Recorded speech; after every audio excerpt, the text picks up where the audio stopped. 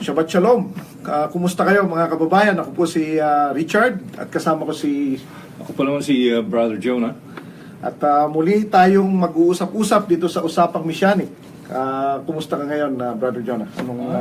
Okay lang kasi maraming challenges na dumating sa buhay na dapat nating tanggapin dahil kasama yan sa standing natin kay Lord. So these challenges na we have to keep on doing what we're doing kasi mahal natin siya bilang isang ama. Yan. At tayo bilang isang anak, kung ano man ang hirap na yun, meron kahihitap na. Marami talaga tayong challenges. Dito nga lang, technical problem. Nagkakaroon tayo ng technical problem. Pero ganun pa man, maganda pa rin. Pinupuri natin ang Panginoon dahil lahat ng bagay na ito, part ng testing. Kailangan malampasan natin bawat mga pagsubok sa buhay. Alam mo, ang mga pagsubok na yan, dapat isang tabi lang kasi parang i-treat mo lang na kasama yan sa pamumuhay mo bilang isang mesianiko. Yan ang maganda dahil na nabanggit mo yung pamumuhay. Yan ang topic natin ngayon, yung pamumuhay sa bilang isang mesianic, bilang isang mananampalataya. Ano ba talaga? Ano bang...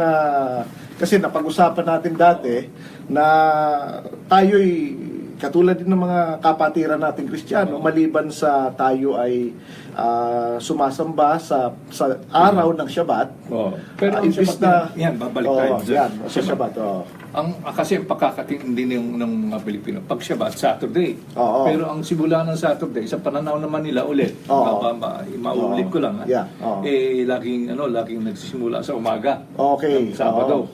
Ang Shabbat ho, mga kaibigan, nagsisimula ho yan sa hapon ng Biyernes, di ba? At tatapos sa hapon ng Sabado. Paglubog ng araw. Paglubog ng araw. Doon po nagsisimula ang Shabbat. Hindi ho yan yan ay naiibaw sa panimula ng linggo. Ang panimula ng linggo ay nagsisimula sa hating gabi ng Sabado at tatapos ng hating gabi ng linggo.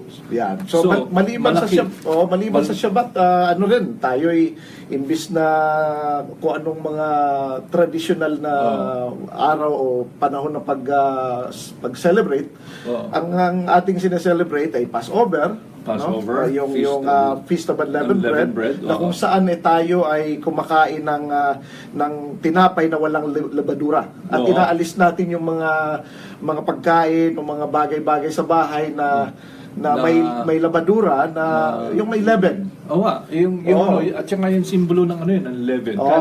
Simbolo ng kasalanan. Si Paul mismo, sinabi niya sa 1 Corinthians, di ba? At yun ay kakainin mo sa gabi. Hindi yun pwede pwede mo ordinary na araw na sa gabi lang kasi tinagda sa Biblia.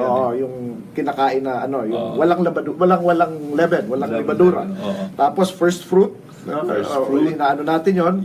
Tapos yung Pentecost yung Feast of Pentecost na kung saan ang banal na Espiritu ay dumating. Kasi maputol po lang kay Brother Richard. Kasi 3 beses kang dapat na umapir sa Lord. Ang magbula sa tinatawag nating Passover, Shavuot, at saka Feast of Tabernacles. Nasa Deuteronomy 16:16 yan.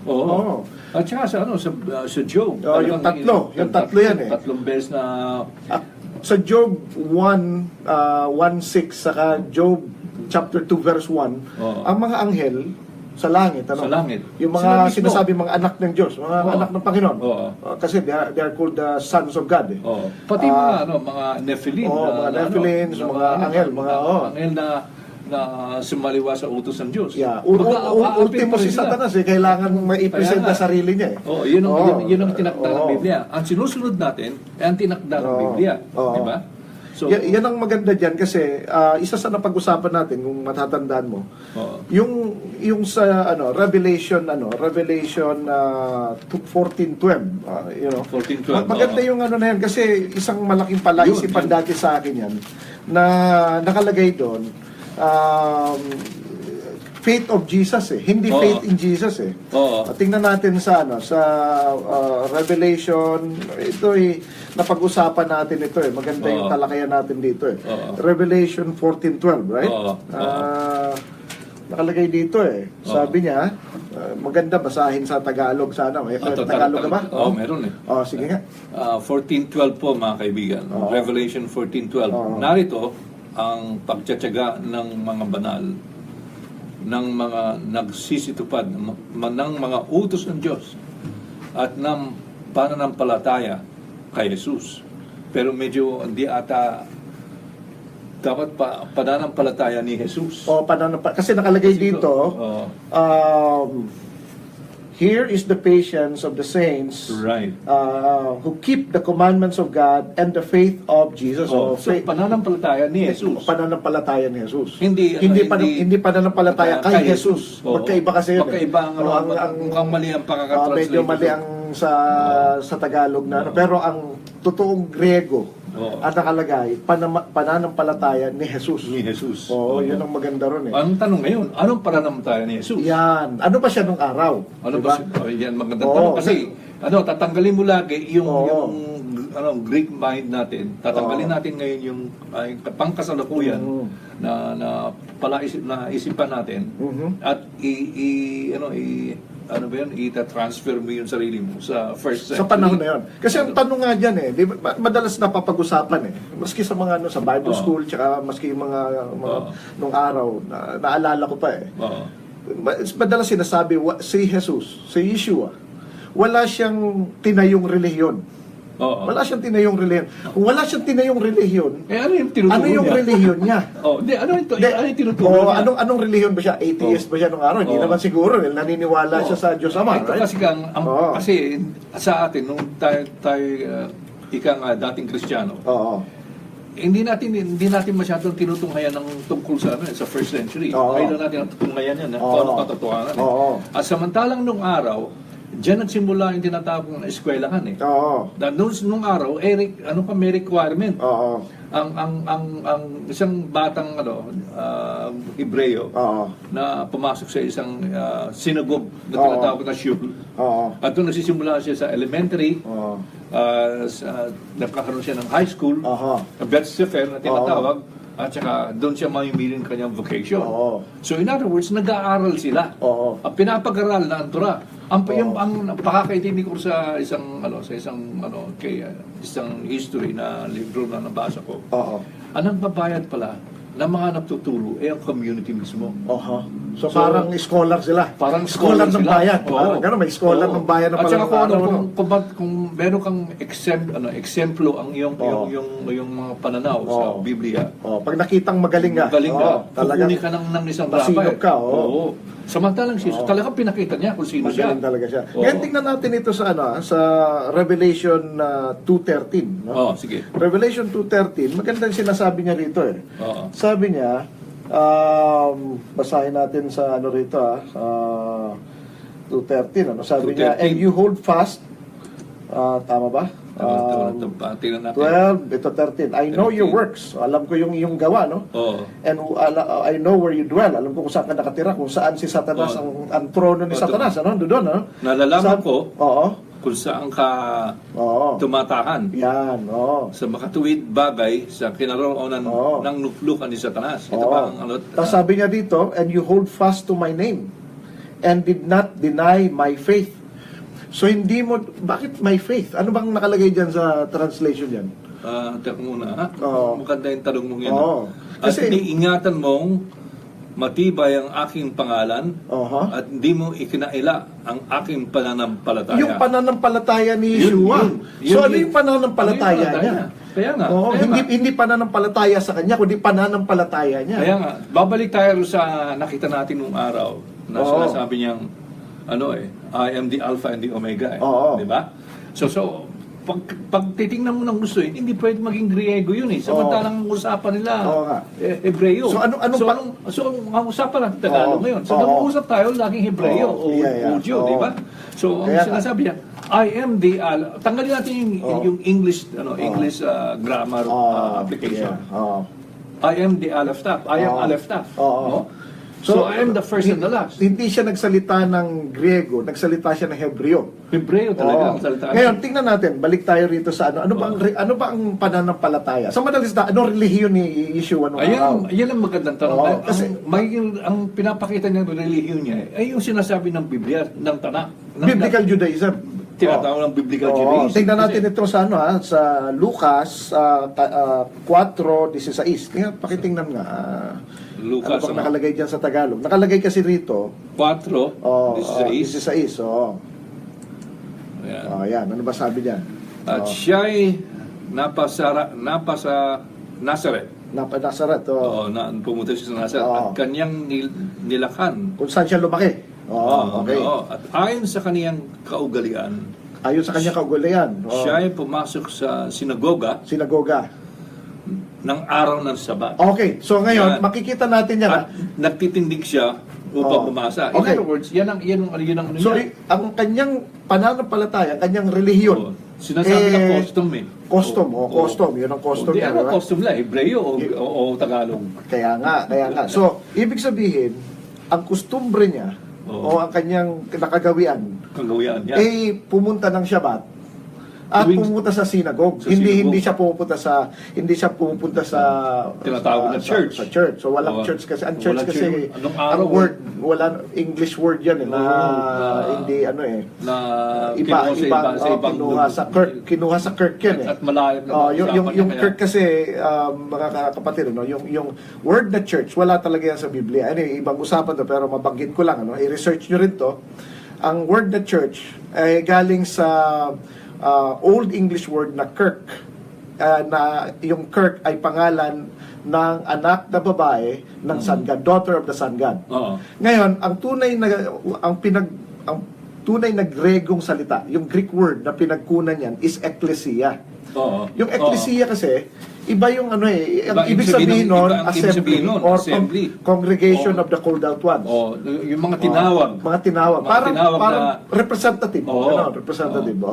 Ang isa pang na hindi naiintindihan ng mga kababayan natin, yung mga sekto ng araw, nasa ilalim yan ng kapangyarihan ng tinatawag ng templo. Isang sekto yan. Kasi pag naiba ka ng relihiyon, ang unang kalaban mo, ang mga Romano. Okay. At ang Romano, pag nakita kasi dalawa lang ang pinayagan nila Ang Hebraic faith na tinatawag, pananampalataya ng Hebreo, at ang Roman paganism. Ayan. Di ba? Kasi kung sumaliwa ka yan, itong utos sila patay ka. Patay ka. So mabalik tayo rito. So ang pananampalataya, kasi pag tinanong kita, ano ba ang pananampalataya mo? So, Kristiyano ka ba? Muslim ka ba? Di ba? Buddhist ka ba? Pananampalataya yun. Ang pananampalataya ngayon lang sa survey ng nakalimutan ko yun ng survey, ay lumalabas na 48,000 denominations. Yung Kristiyano pa lang yun. Kristiyano pa lang yun. Kasi ang kasi, pag tinanong, ano ba pananampalataya? Baptist ka ba? Ikaw ba'y Pentecostal? Kasi ang iba, pananampalataya, faith lang, parang, may tiwala ako sa Diyos. Okay, fine, nandun na yun. Pero pag tinignan mo ang definition ng faith, ang tanong lang, sino ang Diyos mo? Ayun nga, yun ang mabigat doon, di ba? Pero going back sa sinasabi niyang, you kept my faith, o inalagaan mo, o hindi mo dinadaya ang aking pananampalataya. So ano yung pananampalataya niya? Anong pananampalataya? Babalik ka kagad sa first century. Kung ano yung ginagawa niya nung araw. Kung anong ginagawa niya, kasi yan susundin mo Kung wala siyang itinayong relihiyon, ano yung ibig sabihin ko, ano yung relihiyon na ginagawag kinagisnan niya, yun ang kanyang relihiyon. Kasi nga sinasabi niya, be ye holy, for I am holy. Be so ibig sabihin, wag kang kagaya ng lahat. Wala kang kagaya kasi, hindi ba sinabi na he's a very jealous God, pero mali ang, anyway, ang sa kanya lang. Kasi, tingnan mo yung akin lang. Ang aking pananampalataya. Meron ako isang rito na nakita ko kanina. Actually, na-review ko. Kanina ba kagabi. Yung sa Jude. Maganda yung rito Sinabi sa Jude dito naman, sabi dito, ano nga ba yung sinasabi na, sa 3 yata yun Sabi niya rito, Beloved, pakibasa, Tagalog na lang. Tagalog tayo. Mga minamahal, samantalang ako ay totoong nagsisikap ng pagsulat sa inyo tungkol sa kaligtasan nating lahat, ay napilitan akong sumulat sa inyo na inaaralan kayong makipaglaban masikap, tama ba yung Tagalog ko? Dahil sa pananampalataya na ibinigay na minsan at magpakailanman sa mga banal. Yan. So, yung pananampalataya na ibinigay nung unang panahon. At saka bakit minsan ang Tagalog? Yung binigay na noon. Noong araw. Noong araw. So, kasi nakalagay dito. Na minsan hindi ba? Nakalagay kasi dito. Once lang Hindi. It was once given. Yun na yun. Ibig sabihin, once given to the saints. It was given to the saints. Right, okay. Minsan lang, hindi mo pwedeng ilang beses mo ibibigay. It was given once and that's it. That's it. So, kung matalino ka, kailangan makuha mo ka agad yun. Yun ang sinasabi niya rito, na ang sabi niya, ipaglaban mo yung pananampalataya na ibinigay nung araw pa. So, anong pananampalataya ito? Ito yung kanilang religious affiliation. Ano ba yung religious affiliation nung araw na ibinigay? Kila Abraham, Isaac, Jacob, panahon nila David nung araw. So, nila Moses. Yun ang biblical Judaism. Yun ang biblical. Kasi, nakita natin, customary ni Yeshua mismo, nakita natin na sa synagogue siya pumupunta siya ng Shabbat, na dun, yun ang ikinalakihan niya.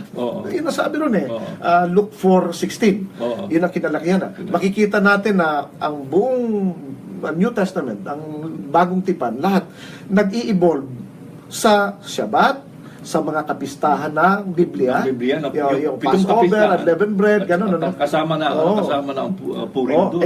Yung ano nga yung Feast of Dedication. Yung John 10:20, di ba? Ano din ano siya ng Feast of Dedication.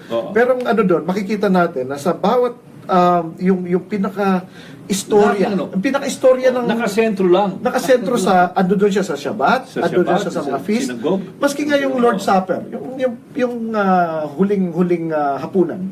Passover yun mga kapatid, Passover yun So, ang Panginoon, ang kanyang pananampalataya, kasi pag sinabing faith o pananampalataya, parang tiwala ako sa Diyos. Pero ang isa rin na ibig sabihin ng pananampalataya ay yung iyong paniniwala, anong religious affiliation mo. Na katulad ng sinasabi rito ni Jude 1:1, chapter 1 verse 3, sabi niya rito na ipaglaban mo ang pananampalataya na ibinigay sa mga santo ng araw pa. Kasi yun ang pamumuhay nila Yan. At kaya babalik tayo sa kasi dapat ating pinag-usapan ng pamumuhay. So ano magiging pamumuhay ng isang naniniwala kay Yeshua? Yan. Di ba? Ang basic lang naman yan. Anong utos niya? Yan. Pumunta ka tuwing Sabat. Yan. Di ba? Dahil doon siya nakikipag-usap Yan, kaya nga. Marami tayong ebidensya na tuwing sa Sabat lang siya nakikipag-usap. Kaya nga, ang sinasabi nila, inalis na ang Sabat kasi tuwing Sabat, parang lagi na lang niyang sinasabi. Tapos na yung batas. Parang sinasabi niya. Parang binabara niya lagi yung mga tao, walang Sabat-Sabat. Parang gano'n, dito ako magpapagaling ng ano. Ang sinasabi lang naman ng Panginoon, ang panahon ng Shabbat dapat gumagawa ka ng mabuti. Hindi niya sinasabing, magtrabaho ka. Hindi. Ang sinasabi niya, gumawa ka ng mabuti kung may kapatiran ka o kapwa ka tao na nangangailangan ng tulong, tulungan mo. Hindi porke, Shabbat hindi ako kikilos kasi bawal. Yun lang naman ang sinasabi niya. Hindi yung sinasabi niya, wala nang Shabbat ha. Linggo na tayo. Hindi ganon. Hindi, kasi nga, kung mamarapatin mo lang, kasi sinabi ang utos niya ay Sabado Tuwing Ikapitong araw. Ikapitong araw. Ngayon, utos ng Ama yun Kaya nga. At di ba pagka sa tunay, yung Ama mo sa dito sa planetang sa Earth. Sinusunod mo kaagad di ba? Dahil mahal mo siya Ano pa ka yung gumawa sa atin? Kaya nga. Di ba? Itataliwas ka sa kanyang utos? Ano mangyayari sa iyo? Diba? Pero yun ang ko talaga yun ang matagal ko nang nasa isip to. Bakit faith of Jesus o faith of Yeshua? Bakit hindi faith in Yeshua?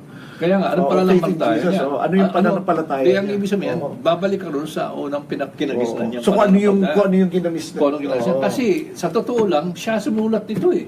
Yan. Kaya nga, nung gusto ko ibalik ko, sino ba talaga sumulat nito? Siya nagbigay nito eh. Yan. So, ibig sabihin, kung wala siyang itinayong relihiyon, di ang susundin natin kung anong relihiyon na sinunod niya. Kasi nga, sinabi niya, be ye holy for I am holy. Kasi, without offense man, hindi ayaw natin makasakit. Pero, ang Panginoong Jesus, hindi naman siya Kristiyano. Kristiyano ba siya? Hindi naman yata kasi Shabbat eh. Hebreo siya. So, Kristiyano is from Greek ng Christ, right? So, ang customary niya, sa synagogue, on Shabbat, ang mga feast, doon nga, nung bata pa nga siya, di ba? Nung 12 years old siya nakita siya, pumunta yung magulang niya sa araw kapistahan ng Passover, ng Paskwa. Tapos nawala siya, di ba? Nawala siya. Pero hindi, ang sa akin, ang pananaw ko roon, ano yun eh, bar mitzvah niya eh. Bar mitzvah, which is, ang bar mitzvah kasi mga kababayan, yan yung tinatawag na rite of passage. Ng panahon na ikaw ay bilang isang anak ng karpintero, ngayon may anak pa ng Torah. Kasi bar mitzvah, ibig sabihin ng bar is anak na lalaki. Which is an Aramaic ang mitzvah word. ay commandment. So magiging anak ka ng commandment, anak ka ng kautusan. Yes, kautusan ng Diyos. So ang ibig sabihin, pwede ka na makipagdiskusyon sa mga tao, pwede ka na magbasa ng Biblia sa sinagoga. Kaya nga meron siyang sinasabi minsan pag matutungayan niyo sa Biblia, sinasabi ni Jesus, take my yoke upon you. Ang ibig sabihin nun, ay yung habang kung ano man tinuturo niya, dalhin mo. Dadalhin mo. Kasi mali ang kasi ang ating pananaw ay laging nasa 21st century. Parang dinadala natin kung ano yung ngayon tayo, inuunawa, pilit nating isinisiksik kung ano yung dito sa Biblia. Ano ba tawag sa ito? Parang ipinipilit. Pinipilit mo. I-impose mo kung anong pananaw mo. Hindi eh. Hindi ganon. Hindi ganon. Hindi ang kultura nila lagi mong titignan. Hindi ang kultura natin. Kasi malayo eh. 2,000 taon ang nakakalipas eh. At ang malupit pa doon, sabi doon, si Yeshua, hindi nagbabago. Noon, ngayon, at magpakailanman. Napag-usapan natin kung ganun siya, isipin natin ngayon, ganun din ang pananampalataya niya. Hindi nagbabago. Magmula kaya ng doon. Ngayon, at magpakailanman. Kung noon, ayon sa Lucas 4:16, kung noon nakaugalian niya na pumasok ng Shabbat at sa sinagoga, so kung noon ganun siya, kung ganun siya noon, di dapat ganun din siya ngayon. So kung kunwari, dahil dapat ganun din tayo. Dapat ganun din tayo. Kung ang tao ay naniniwala, pero ang problema nga sinasabi ng mga ibang nagtuturo ng Biblia, tapos na raw ang batas ng Diyos. Yun ang malupit doon. Paano kung hindi pala? Ay, naku, magandang tanong yan. Problema yun. Hindi kaya nga ganito na lang pamumuhay. Kasi nga ganito yan Brother John, para sa akin, katulad ng nasabi ko na ito nung araw. Halimbawa, humarap tayo sa Panginoon. Jonah, bakit ka sinusunod mo pa yung mga tura-tura na yan? Di ba, pinabago ko na yan? Pinako ko na sa krus yan? Anong sasagot mo? Di ba? Kung ako... sasagutin ko, nakalagay sa Biblia. Wala ako nakitang ebidensya na tinanggal mo na. Walang ebidensya tinapos mo na. Kung babalik tayo naman natin ngayon, hindi mo sinusunod. Tapos sinabi mo, dala-dala mo Biblia. Tapos dapat sinusunod mo. Kaya nga anong sasabihin mo ngayon? Walang ebidensya ang tinatawag na linggo. Walang ebidensya yung mga tinatawag nating Christmas. Walang ebidensya ang tinatawag lang Valentine o New Year. Ang sinusunod lang dapat sundin ng tao. Kung ano lang nakasulat sa Biblia, di gumawa yan ang pinaka-safest. Ang problema nito, di gumawa ka na lang sarili mong Biblia. Yan ang pinaka-safest kasi ganito pagka ang ano yan. Para sa akin, ang tradisyon yan Tradisyon yan. Pero kapag kumukontra na siya sa Biblia, sabi ng Panginoon, bakit mo kailangan kontra ialisin ang kautusan ng Diyos ng Panginoon para sa iyong tradisyon? Nagagalit siya sa ganun eh. Okay lang ang tradisyon provided na hindi naman siya kontra sa Biblia. Oo nga. Yun ang ano doon. Kung kontra, ang problema dito, ang sinasabi ng Panginoon sa Biblia, huwag mong gayahin ang mga tao, yung nung pumasok ang mga Israelita sa Kanaan bago sila pumasok. Sabi niya, wag niyong gayahin ang ginagawa nila. Yung mga Diyos na sinasamba nila, wag niyong gagawin. Yung mga kaugalian nila, wag niyong gagawin. Nangyayari, yung mga, hindi naman sa, pasensya na sa mga kababayan natin, pero yung Pasko, yung Christmas, gano'n na Easter, galing sa pagano eh. Pagano. Ako gusto ko sana yung mga gano'n, kaya lang, kontra naman sa Biblia. Ang mga kaibigan, kung ako po sa inyo, kung kayo ay parang hindi nyo na-offend ko kayo sa sinasabi namin, hanapin po nyo, mag-research po kayo, at tingnan nyo yung Biblia kung tama o hindi ang sinasabi namin. Dahil lahat ng sinasabi ko namin base sa libro ng Biblia. Yan lang po ang aking pakiusap. Ngayon, ang sabi nga dito sa 1 John chapter 2, kailangan, kung talagang kilala natin siya, tayo'y mananalig at huhold sa kanyang salita. Tapos, kung tayo'y nagsasabi na kilala natin siya, dapat tayo ay naglalakad. We should walk in the manner as He walked. So, maglalakad tayo kung paano siya namuhay. Mamumuhay tayo paano siya namuhay. Hindi, dapat kilala mo siya. Pero pag binasa mo yung 1 John 2, 1 John 2:3 ata yung yung yan eh. Yan yung 1 John 2:3. Chapter 2. Yan. 3. Sa Tagalog. At sa ganito'y nalalaman natin siya'y ating kilala. Kung tinutupad natin ang kanyang mga utos. Ano yung utos? Ano yung mga utos? Yan yung mga ang nagsasabing nakikilala ko siya at hindi tumutupad sa kanyang mga utos.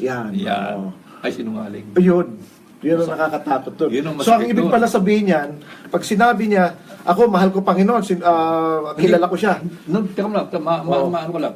Hindi pa kolektado yung hindi pa walang collection ng mga New Testament, letters pa lang ito. Di ba? So sinasabi ni Juan, isa sa mga apostol, na kapag sinabi mong kilala mo siya pero hindi mo ginagawa kanyang kautusan, sinungaling ka. Sinungaling ka. Ay, patay tayo ron. Ngayon sasabihin mo, ang batas tapos na. Hindi ako nagsabi nun. Sila. Anyway, kaya ayoko Gusto ko may basihan Kasi pag humarap tayo sa Panginoon, yun lang ang tanong Bakit hindi mo ginagawa?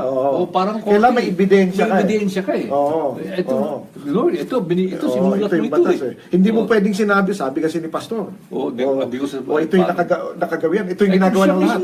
Siya mismo kanyang ipagtatanggol ng sarili niya Hindi, ito ang tinuro sa akin Teka muna, nasaan sa Biblia? Yan ang mahirap doon.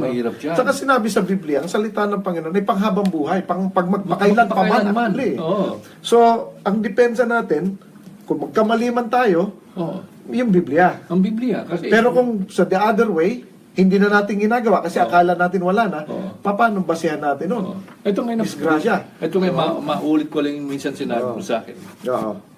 Kung mali ang sinasabi natin, babalik tayo sa Biblia dahil sinusunod natin yung utos. Diba? Pero kung tama tayo, may problema yung nagtutulong tapos na yung batas.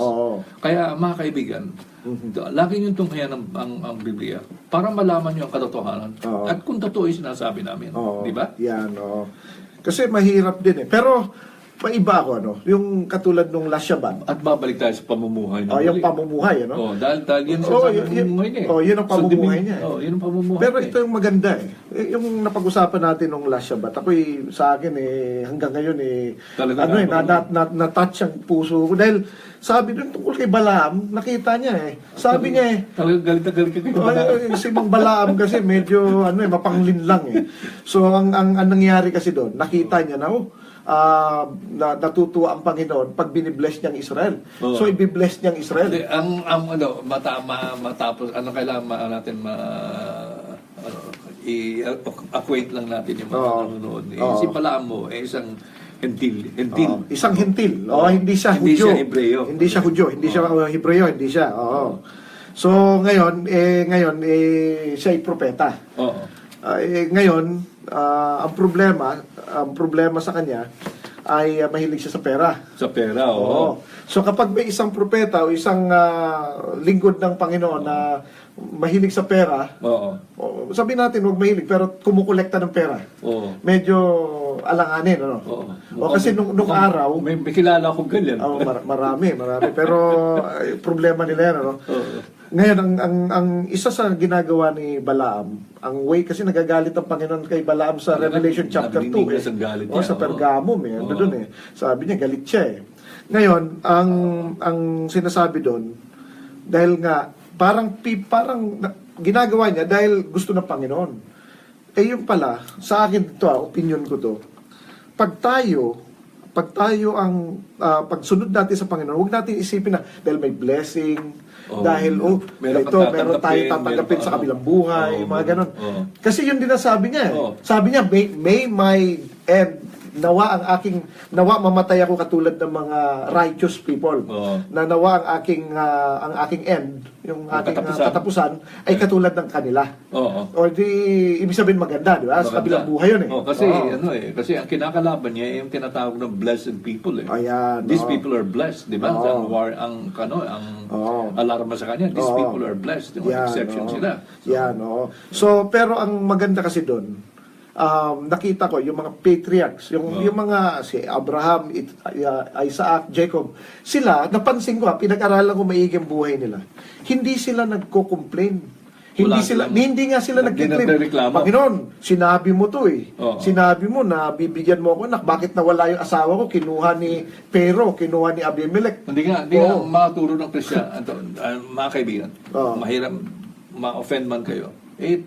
I-claim mo. Yan ang katuruan diba? Claim by faith, i-claim mo by faith. Pero bakit ang mga yung mga patriarchs hindi ganoon Abraham, Isaac, and Jacob. Hindi sila ganoon, hindi sila nanunumbat. Hindi sila kasi parang maganda i-claim mo, pero ang Panginoon hindi naman siya nakakalimot Ang mahirap kasi nito, kung sumusunod ka dahil sa ikaw ay merong benepisyo. Parang si Balaam, nakita niya, piniplis sa Panginoon. Para tayo si Balaam. Ngayon, maiba ko, ang mga magulang, mga nanay, lalo mga nanay, ang mga nanay, inaalagaan nila ang mga anak nila. Hindi dahil sa, balang araw, aalagaan din ako nito. Or, balang araw, mag-aasenso to, magkakapera ako. Hindi ganoon Inaalagaan nila, dahil mahal nila yung mga anak nila. Walang kondisyon. Kahit maging sutil, maging mabuti, wala silang pakialam nun. Kasi nasa DNA na nila yung pagiging ina. Naalagaan nila. Ngayon tayo dapat ganun din sa pagsunod sa Panginoon. Hindi tayo susunod sa Panginoon dahil sa, meron tayong blessing. Meron tayong may tayo tinatanggap. Pag nagbigay tayo, magbibigay ang Panginoon. Mas maraming blessing. Mali pala yun. Sabi dun sa aral natin nung nakarang sabat, Ang sa akin, kaya lang, gusto kong madagdag sana, kaya lang haba ang ating usapan. Medyo malapit na tayong yan po, mga kaibigan, sinasabi po ni sa 1 Corinthians 15:50, di ba? Magpunta tayo. Buti Tagalog kasi, kasi kailangan natin maintindihan dahil pamumuhay ng isang manampalataya, dapat, lagi natin sinasabi, ang pagsunod sa kautusan, pero, bakit natin gustong sundin? Sabi niya sa Juan 14:15, kung mahal mo ko, susundin mo ang aking mga kautusan. Hindi niya sinabing, sundin niyo yung aking mga kautusan para kayo'y biyayaan. Hindi, ito malalim ito. Sige nga. Ito, 1 Corinthians 15:50. Kung sa English, kaya ako basahin mo sa English. Okay na yan. Tagalog, para maganda. Sa Tagalog, sinasabi ko nga ito mga kapatid, na ang laman at ang dugo ay hindi makakapagmana ng kaharian ng Diyos. Di ba? At ni ang kasiraan ay magmamana ng walang kasiraan. Ang ibig sabihin niya, yung alam mo kasi sa dami ng kasalanan, ang consequence ng kasalanan ay death. Diba? So tatanggapin mo, kasi minsan hindi natin tinatanggap na na mamamatay na tayo eh. Yun ang sinasabi sa Biblia, we should be dead to sin and alive to Christ. Alive to Christ. Tanggapin mo na, mamamatay ka sa consequence ito eh. Yan. Kasi malalim ho ito. Gusto ko lang part ito ng pamumuhay ng isang tanggapin mo na ng isang manampalataya. Mamamatay. At ang gagawin mo na lamang ay tunghaya at ang pananaw mo lagi, yung tinatawag nating ulababa of the afterlife or the eternal life. So kung tinanggap mo na yun, napatay ka na, magiging matapang ka sa so wala na ito, wala ka ng pakialam. Wala ka ng pakialam. Yun ang tinatawag na circumcision of the heart eh. Yan ang tinatawag. So wala ka na maski ano pa yung dumating dito. Sige, anong problema dumating? Wala, hindi mo na kasi at ang lagi mo lang pananaw, paano ka mamumuhay para sa Panginoon dahil mahal mo siya, dahil mahal natin siya bilang isang ama at bilang tagapagtaguyod ng ating ng pamumuhay ng habang panahon, di ba? Anyway, medyo kinakapos na tayo sa oras, so ipagpapatuloy natin to sa susunod na linggo, siguro pag-usapan natin 11, no? Ng Biyernes. Ang pag-usapan natin ano ba ang salvation? Ano ba ang kasalanan? Isa siguro sa mga sektor ng isa sa mga segment ng ating pag-uusapan sa future, no, sa balang araw. So ngayon mga kapatid, kami po'y muling magpapaalam. Salamat sa inyong pagsama sa amin at nawa nakapagbahagi kami ng kaunting kiliti sa inyong pag-research, sa inyong pagsaliksik ng Biblia. At gusto namin na matunghayan nyo rin at makita ninyo ang ibang perspective, ibang pananaw sa Biblia, no? Makita natin dito na ang pananampalataya ni Yeshua o ni Jesucristo ay yung pananampalataya na ayon sa Biblia, Biblical Judaism. Siya ay pumupunta ng Shabbat, sa sinagoga, siya ay umaattend ng mga kapistahan na biblical, Leviticus 23. Lahat yan nasa Leviticus 23. Tapos pinag-usapan din natin dito na yung kung tayo ay konektado sa Kanya, tayo ay sinasabi natin na kilala natin siya, dapat susundin natin yung kautusan niya. At tayo ay mamumuhay ayon sa kanyang pamumuhay. Nasa 1 John chapter 2 yan eh. Ang ibig sabihin ni Brother Richard, ang kanyang pamumuhay at ang kanyang paniniwala at ang kanyang pananampalataya ay nagsisimula ako sa Torah hanggang sa sinasabi nasa Torah lang siya. Wala siyang sariling... Ang tinuturo lang po niya ay ang galing sa Torah. Kaya nagaling sa Ama rin yun. Nagaling sa Ama siya. You have to go back na tinatawag natin John 12:44 to verse 15. Nandun po yan. Nang kanyang sinasabi niya, naggagaling sa Ama. Na sinasabi niya, ang kautosan ng Diyos ay tinatawag nating panghabang buhay. Yun ang nagbibigay ng buhay na walang hanggan. Buhay na walang hanggan. Ngayon, madagdag ko lang, si Paul. Si Paul. Kasi sinasabi na, nagtayo ng relihiyon. Hindi ho. Nagtayo ng relihiyon si Pablo. Ang sinusunod ho ni Paul, ay kung ano yung kinagisnan ni Yeshua rin. Sabi nga niya, siya daw ay Hebreo ng mga Hebreo, Pariseo ng mga Pariseo. Saan nagtayo ng relihiyon doon? So mas malupit pa, kumbaga, mas stricto pa siya kasi Pariseo ng mga Pariseo. So anyway, medyo kapos na tayo sa oras ngayon, no? So marami pa tayong tayo kaya lang ngayon, yun nga, ang isa pa sa gusto kong tandaan natin, yung hindi tayo sumusunod ng kautusan ng Panginoon dahil sa benepisyo, kundi dahil sa mahal natin siya. Yes. Hindi wag nating gawin na katulad ni Balaam. Maganda yung lesson na pag-usapan natin. Alam mo, gusto kong balikan yung Balaam na yan eh. Kasi sabi niya, pag nakikita niya na nagugustuhan ng Panginoon, yun ang ginagawa niya. Pero dapat, katulad ng Panginoon, ginawa niya, niligtas niya tayo, hindi pa tayo naniniwala sa kanya, niligtas na niya tayo. So walang kondisyon, di ba? Kaya ang mga kaibigan, ang karamihan ho sa aming mga kaibigan na tuturo rin, ang kanilang advice ho sa amin, simulan ninyo ang pag-aaral sa Torah.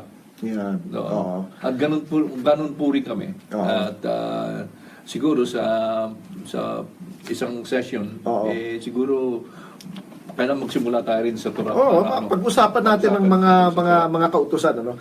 Tapos ngayon ay tayo ay magpapaalam na, so tuwing Biyernes ng alas 11, medyo na-delay lang tayo ngayon dahil sa technical na issues.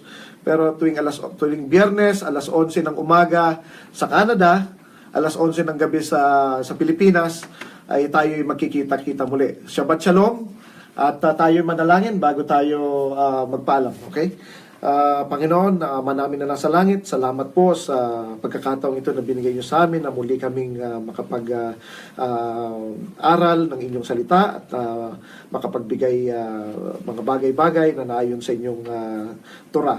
Panginoon, nawa ay patuloy niyo po kaming biyayaan ng inyong banal na espiritu upang kami po ay patuloy na maglakad ng ayon sa inyong kautusan.